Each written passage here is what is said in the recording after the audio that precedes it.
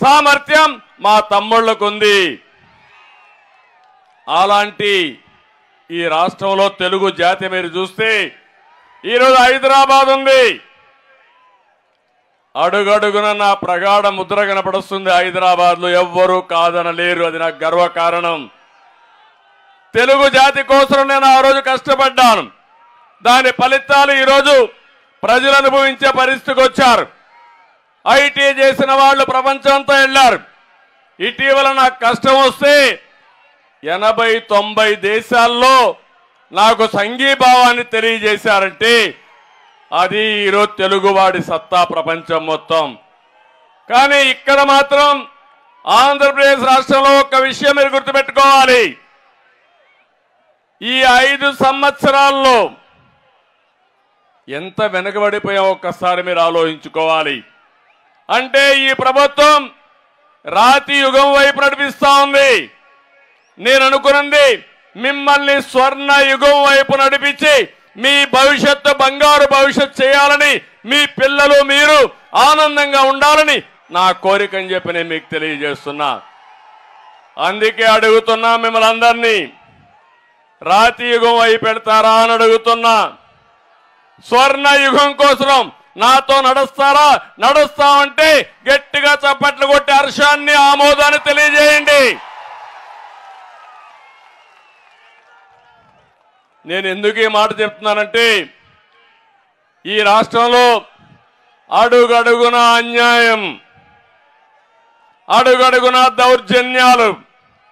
ఈరోజు మనకు నిన్నే జనవరి 1వ తారీఖు చేసుకున్నాం. నూతన సంవత్సరానికి స్వాగతం పలికాం. ఈ నూతన సంవత్సరంలో స్వర్ణ యుగం కోసం నేను సంకల్పం చేశా. నాకు ఏ మాత్రం మనం లేదు. రాబోయే భవిష్యత్తు ప్రపంచం మొత్తం తెలుగు జాతిదే. అదే స్వర్ణ యుగం అని చెప్పి కూడా నేను మీకు తెలియజేస్తున్నా. అదే మరి సంక్రాంతి వస్తా ఉంది. తొందరలోనే ఇంక 4 రోజుల్లో మీ అందరికీ సంక్రాంతి శుభాకాంక్షలు కూడా తెలియజేస్తున్నా. మనకు ఒక గొప్ప వారసత్వం ఉంది. సంక్రాంతి అంటే పెద్ద పండుగ. ఈ పెద్ద పండుగ రోజున మనం అందరం కూడా మంచి పంటలు వస్తాయి. కొత్త పంటలు, పిండి వంటలు ఇవన్నీ చేసుకుని కుటుంబ సభ్యులు ఎక్కడున్నా గ్రామానికి వచ్చి ఆనందంగా గడిపే సందర్భం ఇది.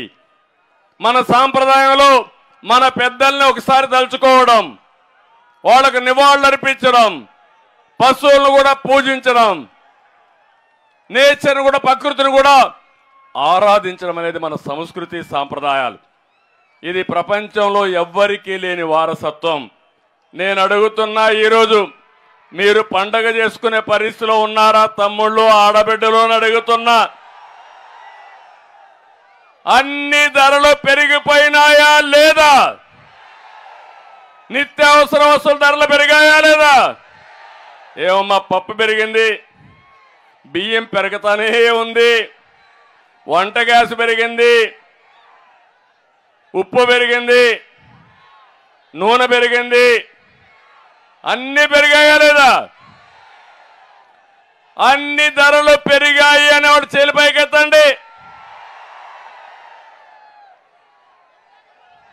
అంటే నేనున్నప్పుడు క్రిస్మస్ గిఫ్ట్ ఇచ్చాను, మీ అందరికి జ్ఞాపకం ఉందా అని అడుగుతున్నా.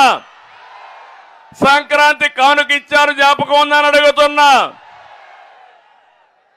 దేనికోసం ఇచ్చానని మీరు ఆలోచిస్తే, డబ్బులుండే వాళ్లే కాదు, పేదవాడు కూడా పండగ జరుపుకోవాలి, ఆనందంగా జరుపుకోవాలి, పిండి వంటలు చేసుకోవాలి.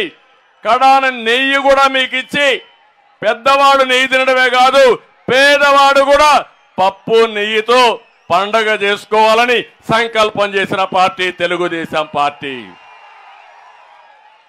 అన్నిది చేశారు.